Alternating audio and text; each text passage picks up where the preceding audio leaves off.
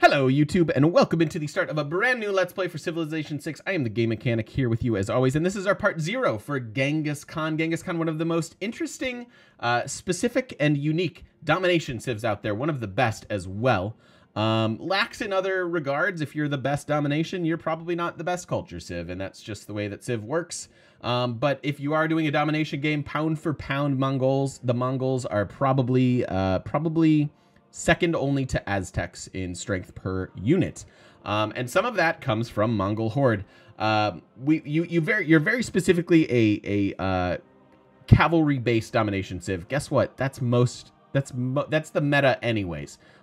Faster units, more movement, can just capture cities faster, bring a battering ram, bring your friends, it'll be great. But Genghis, or Genghis Khan, potato, potato, gets an ability called Mongol Horde, and that Mongol Horde gives us an extra 3 combat strength to each of our cavalry units. That's really good. That's just free combat strength. And we also get a chance to capture defeated enemy cavalry units. So if you're Genghis Khan and you're lucky enough to go against somebody who wants to use horses or knights against you, you might be able to capture some. And that's really, really nice. So ideally, you're probably not fighting against Genghis Khan with that. You're probably using anti-cavalry. But you might be able to sneak in a free unit or 2, which is really good. And then the 3 combat strength is quite nice as well. On Deity, our opponents have +4 combat strength versus us for the difficulty bonus. So that almost levels the playing field from the get-go with the extra 3 on our end. In addition to that, or 2 allows our units to become even stronger. We talked about this a little bit in the Catherine Let's Play, but diplomatic visibility, having a higher level of diplomatic visibility than your opponent, gives you a small combat bonus to them. So if you're 1 level ahead of them, you get +3 combat strength. So that's why Catherine basically gets +3 combat strength to all of her units, which is really good because she starts off with an extra level of diplomatic visibility.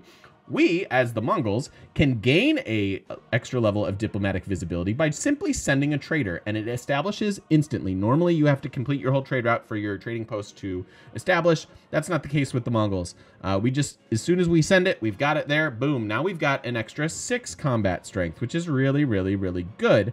But if you continue to read, all Mongolian units have double the usual combat bonus for having a higher level of diplomatic visibility than your opponent. Oh, so that sending that trade route plus Mongol Horde means I have +9 strength on my horsemen. Ooh, that's 45 strength horsemen. That's only 2 shy of knights. And they're only horsemen. So that's really, really strong. So from the get-go, you can have +9 to your cavalry units. You can continue to increase your diplomatic visibility above your opponents with spies and just get stupid bonuses. You can get +15 combat strength units. That's ridiculous. You can have what, 62 strength knights? Oh, thank you, or something like that. I don't know. Something crazy. And that's really, really good. Now, keep in mind that wherever you send the trading post to needs to be one of the last cities you capture. If you send it to the first city you capture, all of a sudden you don't have a trading post in their empire anymore. Your diplomatic visibility bonus goes away, and you're back to just your +3. So you need to be a little careful with this. You need to, like I said, Mongols a little bit complex. But if you keep those things in mind when you're warring, you will have incredibly strong units against your opponents. The Ordu for me is also an excellent building. Now, do you need encampments in every single city you have? No. But 1 or 2 encampments in your first couple cities, plus a couple Ordus, really just start to change the game for you. Because what this building does is it gets you an extra movement for your heavy and light cavalry trained in here, plus your normal combat experience and fine. So really, it's a stable with extra movement. But holy cow, an extra movement? Are you kidding? That's so good. We're warring with horses and knights and cavalry and stuff anyways, so they already have extra movement, but now I'm adding even more. Super good. Super good. Just game changing as far as having all of your units have this. So that's super, super awesome. The Kashig isn't a unit that you're going to completely win the game with, but building a couple of them while you're doing your medieval era night war is really, really good. The ability to escort civilian units means you can escort battering rams, workers, generals, anything you want, really. A new settler, you could go settle a city with extra movement. That's crazy good, although a little bit late. But so having a couple of these is pretty darn good. It is a ranged unit, so they can kind of help support your knights and maybe take down some walls and stuff. because their range, I think they upgrade into field cannons, so that's a little bit awkward. But still a very useful unit.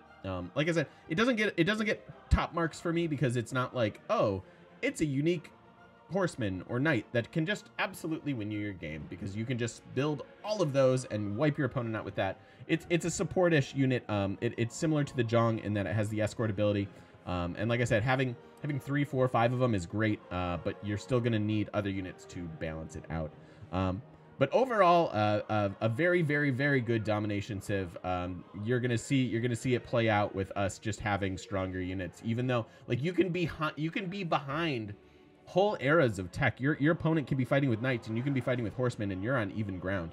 And then you can maybe capture their knights too, and then you're even stronger. So your ability to war as Genghis Khan is just ridiculous. A very fun civ to play. I hope you guys enjoy the playthrough. This is a pretty typical small Pangea new wet kind of a map. But this is an interesting one. I certainly hope you guys enjoy it. And don't forget to stop by twitch.tv/thegamemechanic and say hi to us in person on the internet. Thanks, guys. Thanks for watching. Appreciate it.